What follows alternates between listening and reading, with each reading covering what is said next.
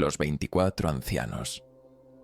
En el vasto y sublime reino celestial descrito en las Escrituras, el enigma de los 24 ancianos ha cautivado la imaginación de numerosos estudiosos y fieles a lo largo de los siglos.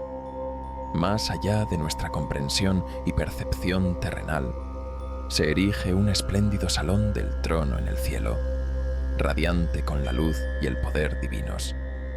Este lugar es extraordinario, pues es la morada del ser más poderoso del universo.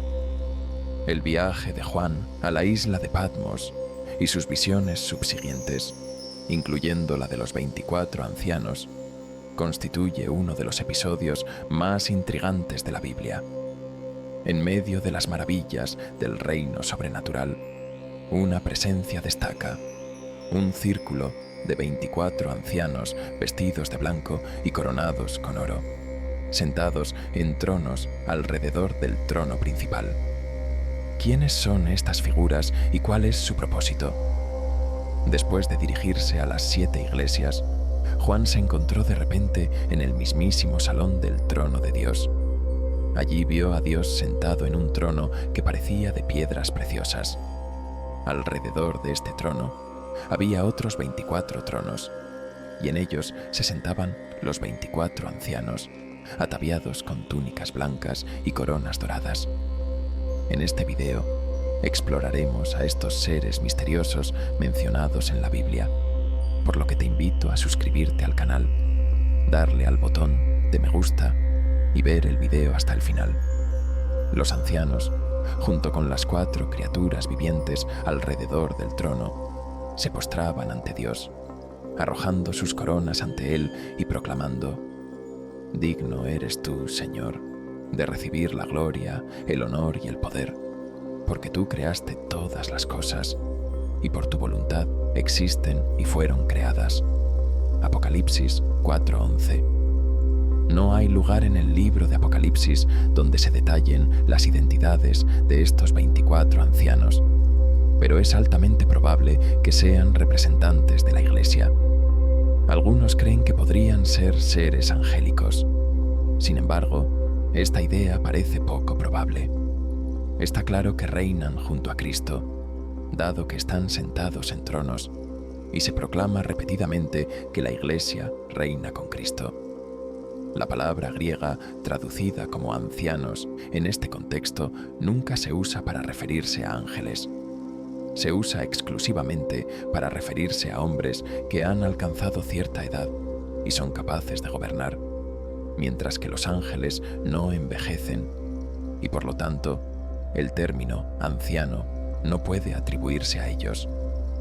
Aunque los ángeles pueden servir vestidos de blanco, el color blanco se asocia más frecuentemente con los creyentes, porque representa la justicia de Cristo que se nos atribuye en la salvación. Los ancianos llevan coronas de oro, lo que indica que no son ángeles, ya que estos no reciben coronas y no hay evidencia de que las lleven. Las criaturas vivientes sirven como motivo para que los 24 ancianos participen en la adoración, ya que las criaturas vivientes adoran a Dios continuamente, día y noche. Los ancianos son vistos como representantes del pueblo de Dios, particularmente en el Antiguo Testamento. Ellos están adornados con las coronas de la victoria y han sido colocados en el lugar que su Redentor preparó para ellos, las ruedas. En el Antiguo Testamento, los ángeles se mencionan 108 veces en el libro de Éxodo. Moisés también se encontró con ángeles durante el período de vagar por el desierto. ¿Qué son las ruedas? El término rueda en hebreo antiguo se refiere a ruedas, pero de interés particular son las ruedas del trono de Dios mencionadas en la visión de Ezequiel. Dios elige abrir los cielos a Ezequiel temporalmente. La descripción de la visión inaugural de Ezequiel es uno de los pasajes más difíciles de traducir en todo el Antiguo Testamento. Ezequiel primero relata dónde estaba cuando vio la visión. Intenta expresar con palabras algo que no se puede explicar claramente. utilizando símiles para describirlo y comparándolo con otras cosas para dar una idea de lo que era. Mientras Ezequiel observa una nube oscura y amenazante de relámpagos y fuego acercándose desde el norte, dentro de la nube hay 4 seres iluminados que brillan intensamente. Antes de presenciar las ruedas, Ezequiel ve criaturas que luego se identifican como querubines. Después de ver a los querubines, Ezequiel ve las ruedas, semejantes a las ruedas de un carro. El mejor objeto para imaginar lo que Ezequiel vio es un giroscopio. Ezequiel estaba describiendo algo que podía moverse en cualquier dirección sin necesidad de girar. Tengan en cuenta que Ezequiel estaba describiendo lo indescriptible. Y mientras miraba a los seres vivientes, he aquí, una rueda estaba sobre la tierra junto a los seres vivientes, para cada uno de los 4 de ellos. La apariencia de la rueda y su obra era como el topacio resplandeciente, y las 4 tenían la misma forma. La apariencia y la obra de la rueda era como si una rueda estuviera dentro de otra rueda. Cuando se movían, iban en cualquiera de sus 4 direcciones sin girar. Cuando se movían, sus aros eran altos e impresionantes, y los aros de las 4 ruedas estaban llenos de ojos alrededor. Cada vez que los seres vivientes se movían, las ruedas se movían con ellos, y cuando los seres vivientes se alzaban de la tierra, las ruedas se alzaban también. Dondequiera que el espíritu iba, ellos iban en esa dirección, y las ruedas se alzaban junto a ellos, porque el espíritu de los seres vivientes estaba en las ruedas. Siempre que se movían, ellas se movían, y siempre que se detenían, ellas se detenían, y siempre que se alzaban de la tierra, las ruedas se alzaban junto a ellos, porque el espíritu de los seres vivientes estaba en las ruedas. Ezequiel 1:15-21. Ezequiel permaneció constante entre las ruedas y los querubines. Dondequiera que los querubines iban, las ruedas iban con ellos. Informó que el Espíritu de Dios se manifestaba en todo lo que estaba sucediendo. Ezequiel también percibió la omnisciencia de Dios. Los múltiples ojos que vio representaban la conciencia completa de Dios, quien ve y sabe todo. Este gran libro comienza con una visión en la que Ezequiel recibe una revelación de Dios acerca de figuras angélicas. En esta visión, Dios llama al profeta para que sea su portavoz y vigilante para los exiliados hebreos. Esta visión es la primera de las 4 en el libro y puede ser difícil de visualizar, dado el carácter excepcional y surrealista del fenómeno descrito. Los Ofanim, mencionados de manera similar en Ezequiel 10, son también parte de la visión del carro o trono de Dios en movimiento. La imagen puede parecer extraña al lector moderno, pero debe recordarse que se trata de una experiencia visionaria, y las características surrealistas pueden predominar sobre el realismo.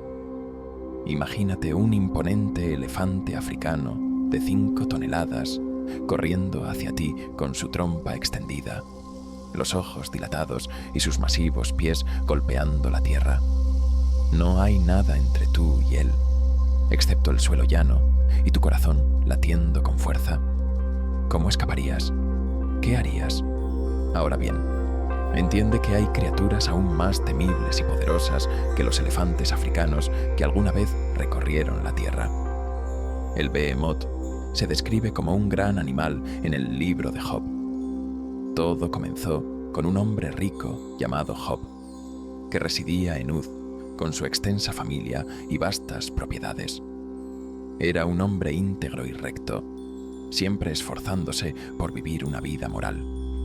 Mantenía una relación disciplinada con Dios. Dios exalta las virtudes de Job ante Satanás, pero Satanás argumenta que Job es justo solo porque Dios lo ha bendecido. Satanás desafía a Dios, diciendo que si se le permitiera infligir sufrimiento, Job cambiaría y maldeciría a Dios. Dios permite que Satanás atormente a Job para poner a prueba esta audaz afirmación, pero evita que Satanás le quite la vida. Job recibe 4 reportes en un solo día, cada uno informándole que sus ovejas, sirvientes y 10 hijos han muerto debido a invasores, ladrones o desastres naturales. En medio de su sufrimiento, Job rasga sus ropas y se afeita la cabeza, pero en sus oraciones sigue alabando a Dios. Satanás reaparece en el cielo y Dios le da otra oportunidad para probar el valor de Job. Satanás hace que Job maldiga su cumpleaños, comparando la vida y la muerte con la luz y la oscuridad.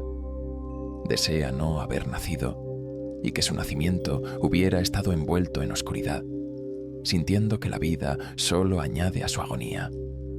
Se pregunta por qué Dios evalúa a las personas en función de sus acciones cuando Dios puede enmendarlas o perdonarlas rápidamente. Job está perplejo sobre cómo un ser humano puede satisfacer completamente la justicia de Dios, dado que los caminos de Dios son misteriosos y más allá de la comprensión humana. Job es llevado al límite por la prueba, y como resultado, se vuelve resentido, ansioso y aterrorizado. Lamenta la injusticia de Dios al permitir que los malvados prosperen mientras él y muchos otros hombres justos sufren. Job quiere confrontar a Dios y protestar, pero no puede encontrar físicamente a Dios. Cree que la sabiduría está oculta para la humanidad, pero decide buscarla temiendo a Dios y evitando el mal. Al final, Dios decide intervenir en varias ocasiones. Job había orado para tener una conversación con Dios y su deseo es concedido. Las ocasiones en que Dios se comunica con Job ocurren en medio de una tormenta. Hay mucho humor en la forma en que Dios se dirige a él. Dios recuerda a Job que es el creador de todo, repasando su magnífica obra de crear y sustentar el mundo, preguntándole a Job si podría igualar esa obra. Termina preguntándole si Job es capaz de juzgar, diciendo que es presuntuoso que Job crea que Dios debería explicarse a sí mismo. Job se siente muy pequeño. Finalmente, Job responde: «Soy indigno. ¿Cómo puedo responderte? Pongo mi mano sobre mi boca. Hablé una vez, pero no tengo respuesta. 2 veces, pero no diré más». Job 40, 4-5. En el segundo discurso, Dios no habla de sí mismo como el creador, sino sobre sus criaturas. El discurso está lleno de humor nuevamente. Dios pide a Job su opinión sobre el Behemoth, como si estos seres fantásticos pudieran tener las respuestas a las preguntas significativas de la vida. «Mira ahora al Behemoth, el cual hice contigo. Come hierba como un buey. He aquí, su fuerza está en sus lomos y su poder en los músculos de su vientre. Mueve su cola como un cedro. Los nervios de sus muslos están entrelazados. Sus huesos son como tubos de bronce. Sus miembros como barras de hierro. Es el primero en los caminos de Dios. Solo su creador puede acercarse a él con su espada». Job 40, 15-19. Anteriormente, el enfoque estaba más en el misterio de la creación animal, pero ahora el enfoque se ha desplazado hacia el temor y la magnificencia de las creaciones de Dios. La identidad del Behemoth es tema de debate entre los eruditos, con algunas interpretaciones sugiriendo que podría ser un hipopótamo o un elefante, mientras que otros lo ven como una criatura mítica destinada a representar la grandiosidad y el poder inigualable de la creación divina. En resumen, tanto los 24 ancianos como las ruedas en la visión de Ezequiel y el Behemoth revelan la profundidad del misterio y la magnificencia de la creación divina, recordándonos que la comprensión completa de los propósitos y diseños de Dios está más allá de nuestra capacidad humana de percepción. Behemoth. Uno de los pocos seres bíblicos que ha generado un intenso debate entre historiadores y académicos es el Behemoth. La comunidad académica aún está tratando de llegar a un consenso sobre muchos aspectos de esta criatura, pero se conocen dos cosas con certeza. Era colosal y tenía un ombligo. La presencia de un ombligo sugiere que no era un animal ovíparo. Se alimenta de hierba como un buey, y su poder reside en los músculos del abdomen. Dios parece deleitarse en describir las maravillas de esta extraordinaria criatura, destacando su tamaño, apetito y comportamientos. La imagen es clara. Si Job no puede competir con esta criatura, ¿cómo podría competir con el Dios que creó al Behemoth? La palabra hebrea, Behemoth, tiene la misma forma que el plural de Behema, que significa bestia. Es posible que tal bestia haya vagado por la tierra en tiempos antiguos. ¿Era el Behemoth un hipopótamo? Muchas personas creen que Dios se refería a lo que hoy llamamos hipopótamo, uno de los animales terrestres más grandes, poderosos y peligrosos del mundo. El hipopótamo era conocido en tiempos bíblicos, especialmente en Egipto. Los romanos redujeron su población debido al daño que causaban a los cultivos. Aunque se le llama caballo de río, el hipopótamo está más estrechamente relacionado con los cerdos que con los caballos. La mandíbula abierta de un hipopótamo ofrece una imagen contundente. ¿O era el Behemoth un elefante? Según la mayoría de los apologistas bíblicos, el Behemoth, en hebreo, se refiere a una bestia de 4 patas, que creen que es un elefante. Aquellos que favorecen la identificación con los hipopótamos lo hacen porque Job 40:23 habla de la boca enorme de la criatura bebiendo las aguas del impetuoso río Jordán. Basado en el versículo 19, parece que la criatura descrita en la historia de Job era demasiado grande para que los seres humanos de la época la vencieran. Estas descripciones no se pueden atribuir a ningún animal actual. A lo largo de la historia registrada, los humanos han cazado y matado elefantes y los han domesticado para diversos fines, como el trabajo y la guerra.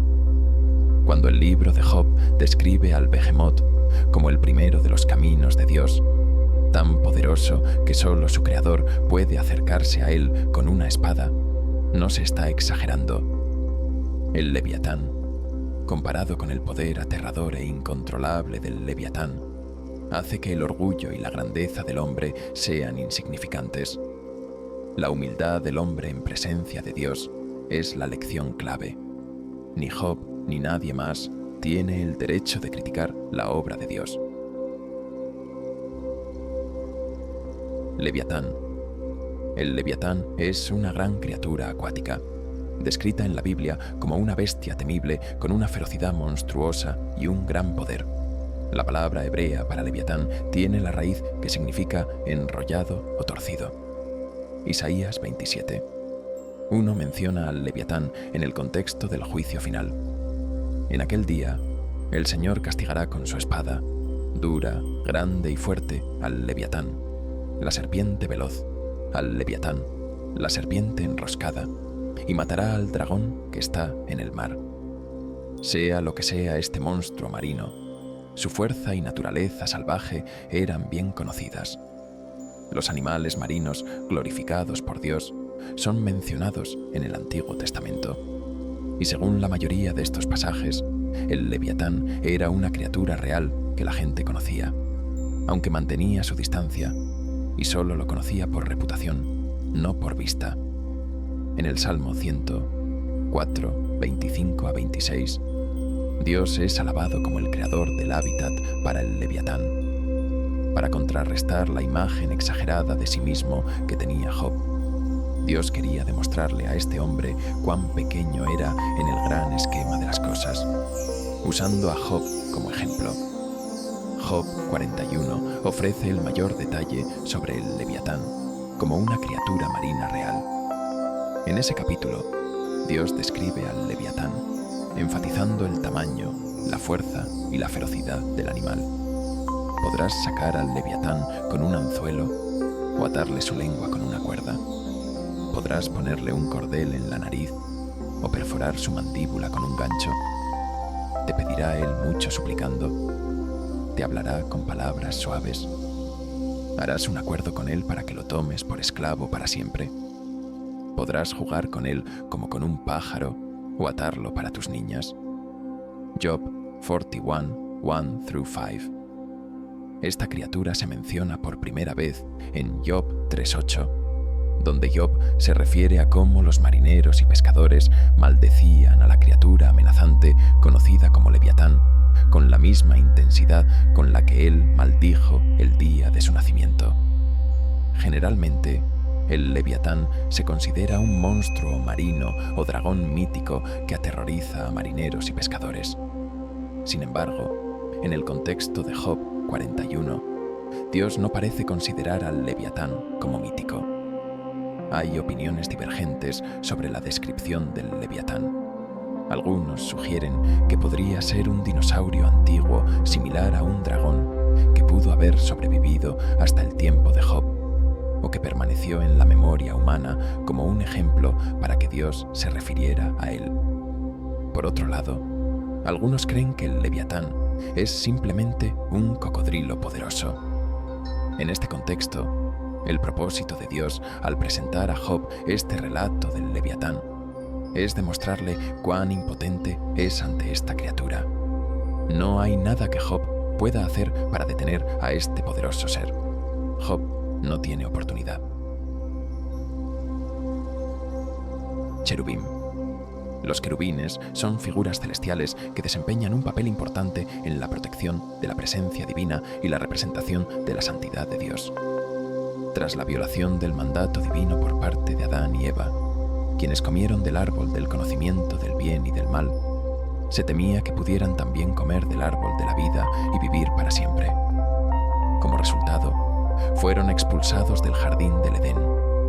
Para evitar que Adán regresara y desobedeciera a Dios nuevamente, Dios colocó querubines y una espada flamígera que giraba en todas direcciones en el lado este del jardín, para custodiar el camino hacia el árbol de la vida. Génesis 3:24. Los querubines, según estos relatos bíblicos, tienen la responsabilidad principal de declarar la pecaminosidad del hombre y proteger la presencia de Dios de la humanidad pecadora. Aunque Adán deseaba volver al Edén, los querubines le recordaban su transgresión. En el contexto del Antiguo Testamento, el sumo sacerdote de Israel podía entrar al lugar santísimo una vez al año para contemplar el propiciatorio, y es probable que sintiera en cada ocasión que no pertenecía allí debido a su estado de pecado. Los querubines son seres reales y poderosos. Sin embargo, a menudo en la Biblia representan cosas celestiales. Fueron integrados en el diseño del Arca de la Alianza y del Tabernáculo por mandato de Dios. En Ezequiel 10, los querubines no solo tienen alas y manos, sino que también están llenos de ojos y rodeados de ruedas dentro de ruedas. Ezequiel presenta un tono sombrío en este capítulo. Los querubines no solo protegían el lugar más sagrado de Dios de aquellos que no tenían derecho a estar allí, sino que también garantizaban el derecho del sumo sacerdote a entrar en el lugar santo con sangre como mediador entre el pueblo y Dios.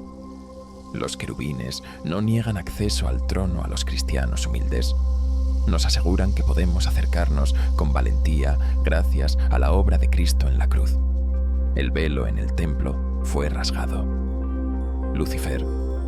El libro de Isaías 14 nos introduce a un ser conocido como Lucifer, que literalmente significa portador de luz en latín. La palabra se traduce como estrella de la mañana en hebreo. Lucifer fue representado como una deidad brillante, resplandeciente y maravillosa en todas las lenguas. Melquisedec. Ahora, discutimos a la única figura humana en nuestra lista, un personaje en la Biblia más misterioso que el propio Melquisedec. Cuando lo conocemos, está viviendo en la época de Abraham. Incluso el nombre Melquisedec lleva un aire de misterio.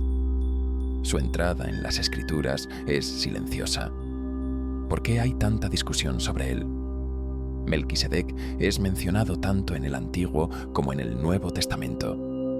La historia épica comienza con un hombre llamado Abraham. En la Biblia, los nombres no solo son descriptivos, sino que también cargan autoridad. Por ejemplo, el nombre que Dios dio a Adán significa del polvo y describe de qué estaba hecho Adán. Un nombre a veces puede relacionarse con el papel del nombrado en la narrativa bíblica, como en el caso de Nabal, un hombre necio cuyo nombre significa necio. Los nombres en la Biblia pueden representar esperanzas humanas y revelaciones divinas, o usarse para ilustrar profecías. ¿Qué significa el nombre Melquisedec? El nombre Melquisedec tiene un significado significativo en Hebreos 7:2. Significa Rey de Justicia, o el Rey es justo. Este nombre implica que la persona con este nombre es justa y correcta en sus acciones. Es un nombre apropiado para un gobernante o líder que mantiene la justicia y la rectitud en su reino. Melquisedec se utiliza para explicar los misterios de Jesús.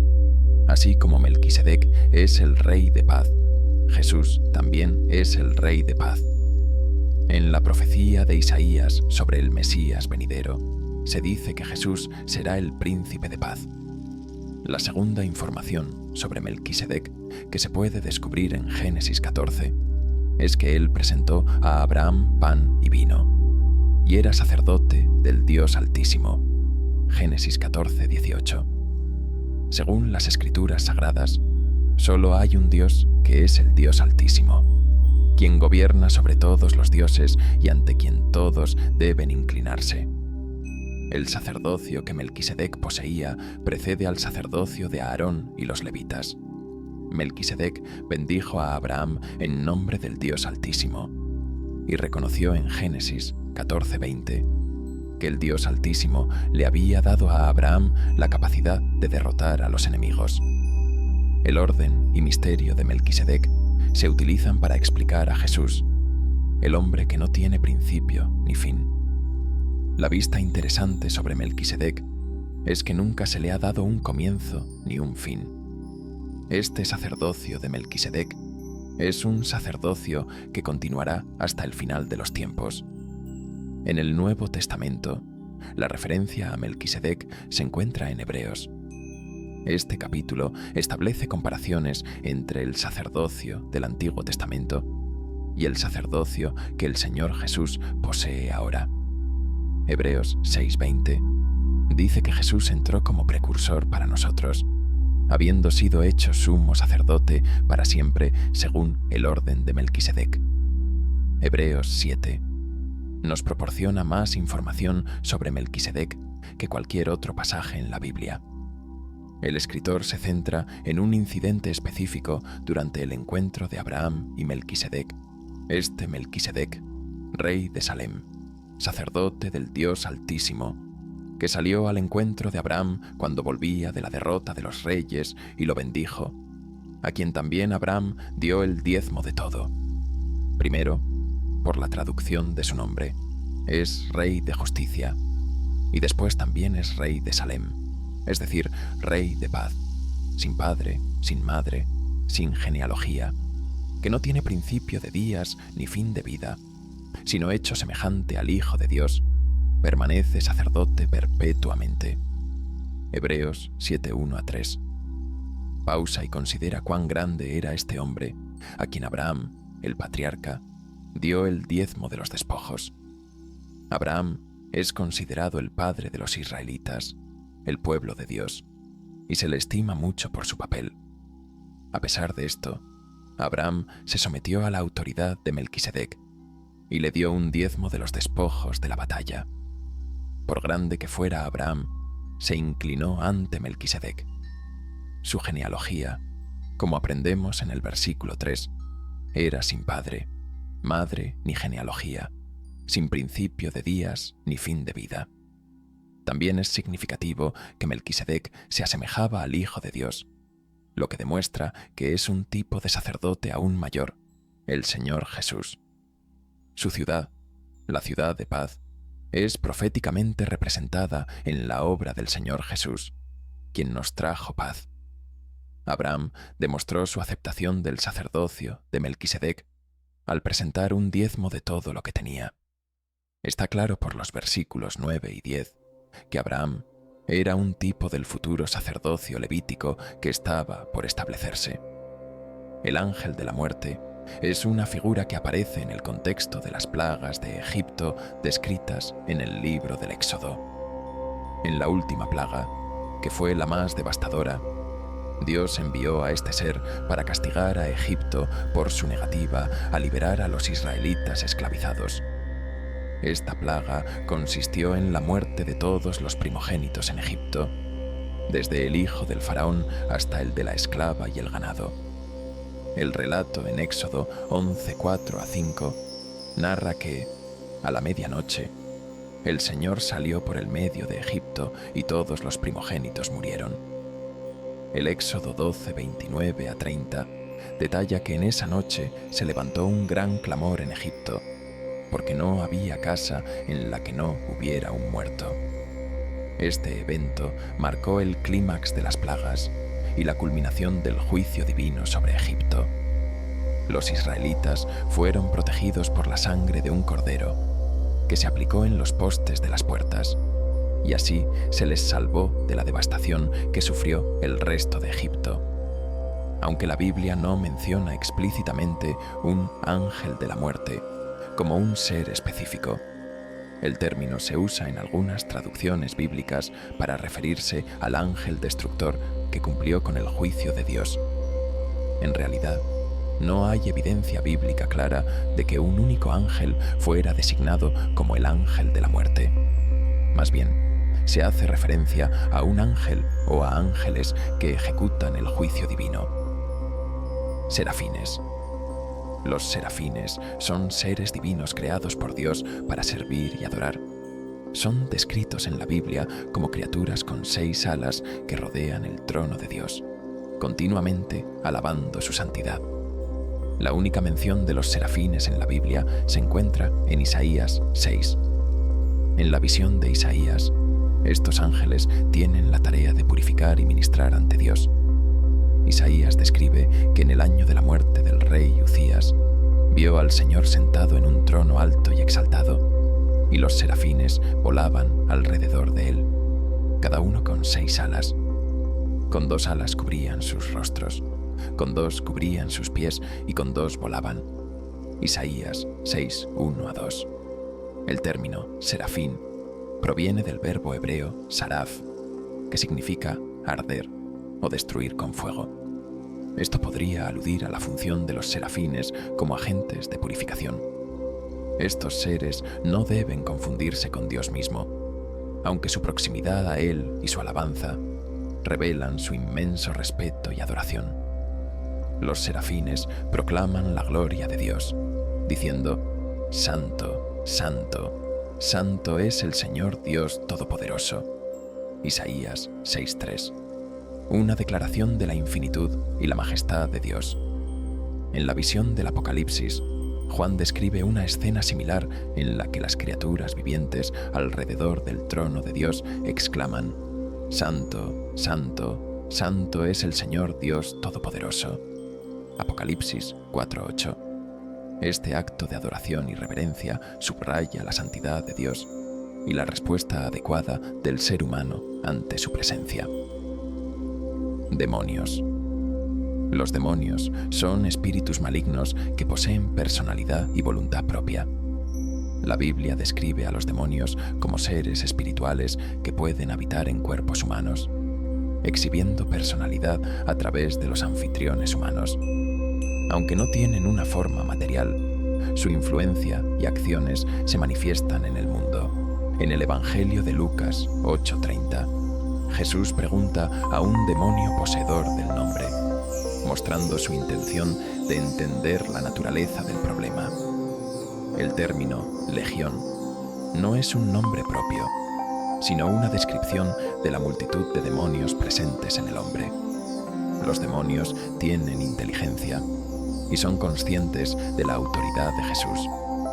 En el relato de Lucas 8:32, los demonios suplican a Jesús que no los envíe al abismo, un lugar de confinamiento descrito en Apocalipsis 9:1.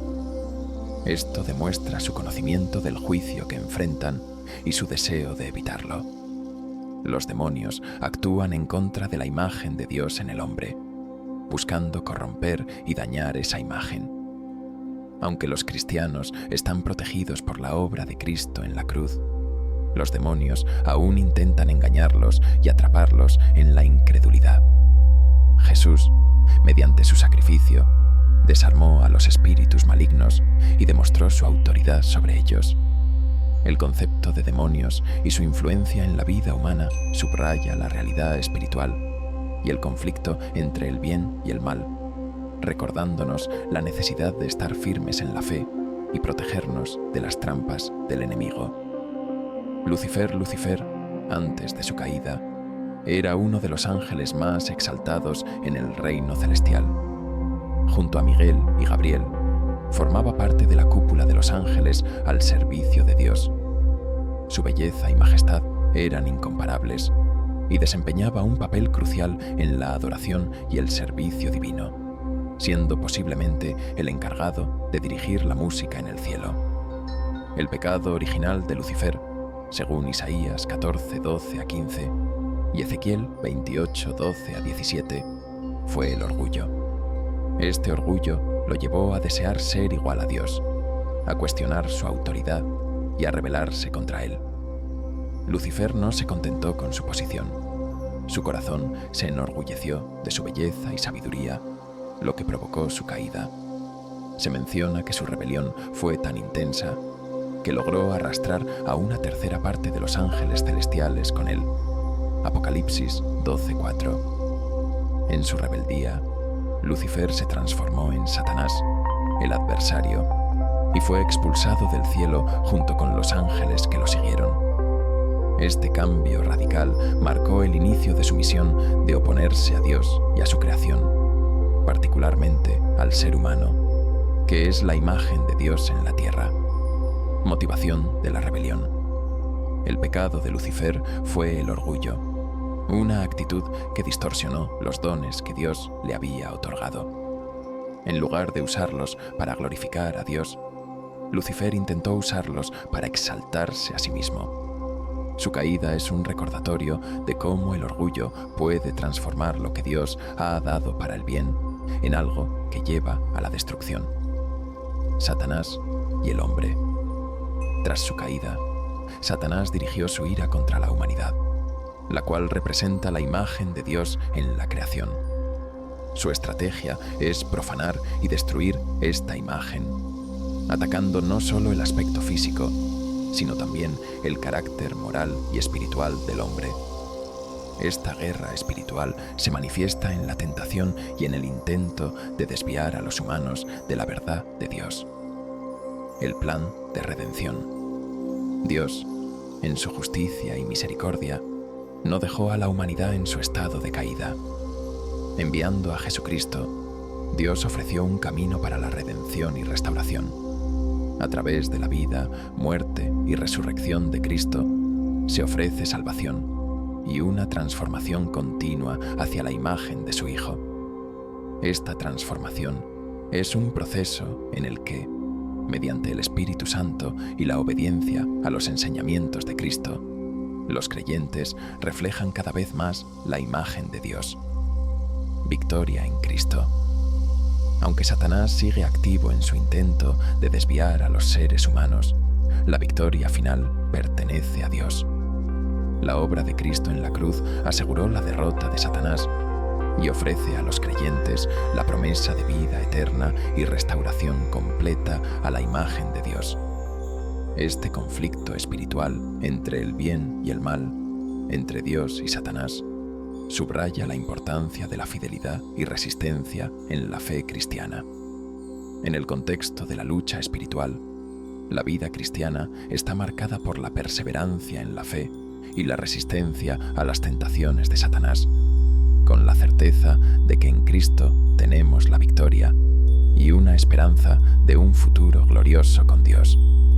Si te ha resultado útil este contenido, considera suscribirte, darle un me gusta y seguir explorando más sobre estos temas. Gracias por tu tiempo y que la luz ilumine tu camino.